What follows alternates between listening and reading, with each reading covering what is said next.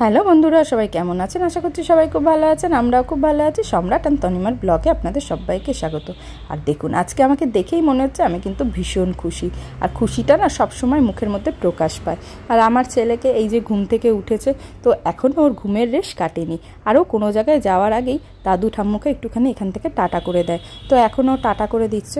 তো তারপরে আমি আর সম্রাট বাবু তিনজনে মিলে যাচ্ছি। ও দাঁড়ান, আপনাদেরকে বলবো আজকে আমরা কোথায় যাচ্ছি। আজকে ব্লগটা শুরুই করেছি হচ্ছে ঘুরতে যাওয়া দিয়ে। আর আজকে আমি যাচ্ছি আমার সবথেকে প্রিয় একটা জায়গায়।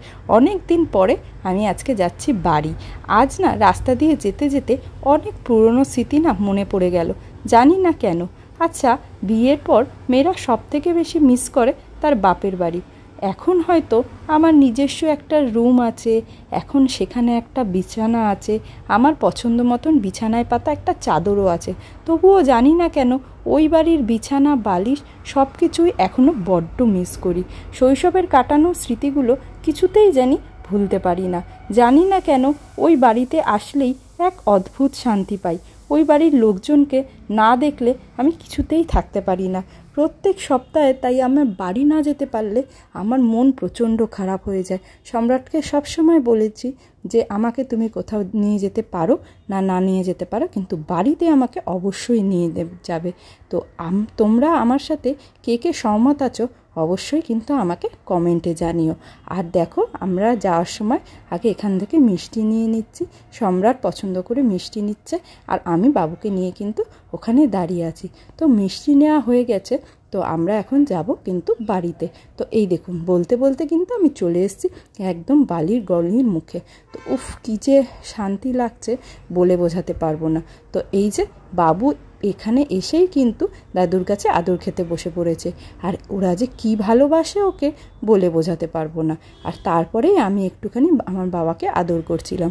ও এখন কি বুঝেছে কে জানে, কিছুতেই ওর দাদুকে আদর করতে দেবে না। দেখুন, আমাকে ঠেলে ঠেলে কিন্তু সরিয়ে দিচ্ছে। বলে না, দাদু নাতির ভালোবাসা বুঝি একেই বলে। এখন জানেন, ফোন করলে আমার কথা আগে জানার থেকে ওর কথা আগে জিজ্ঞাসা করে ও কি করছে, ও কেমন আছে।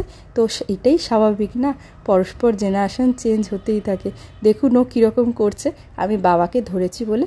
যাই হোক, আমরা এই অল্প একটু সময়ের জন্যেই গিয়েছিলাম, যেহেতু সম্রাটের এসে আবার দোকান খোলা আছে, তো দুপুরবেলা মতন বেরিয়েছিলাম। আর এখানে এসে দেখছি যে বাইরে প্রচণ্ড মেঘ করেছে। তো ভাবলাম যে আর বেশিক্ষণ টাইম তো থাকা যাবে না, কারণ যদি বৃষ্টিতে পড়ি আবার তাহলে খুবই অসুবিধার মধ্যে পড়ব। তো মা চটজলদি একটুখানি দইয়ের ঘোল বানিয়ে দিল, কারণ গরমের মধ্যে আমরা গিয়েছিলাম। আর বাবুকে একটুখানি জল খাইয়ে নিয়ে অল্প কিছুক্ষণ বসেই কিন্তু আমরা বাড়ির দিকে রওনা হয়েছিলাম। দেখুন আকাশে প্রচণ্ড মেঘ করেছে।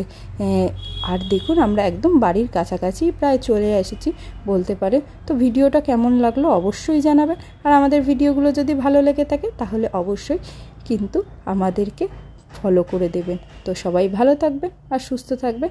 দেখা হচ্ছে খুব তাড়াতাড়ি পরের কোনো ভিডিওতে। ততক্ষণের জন্য টাটা।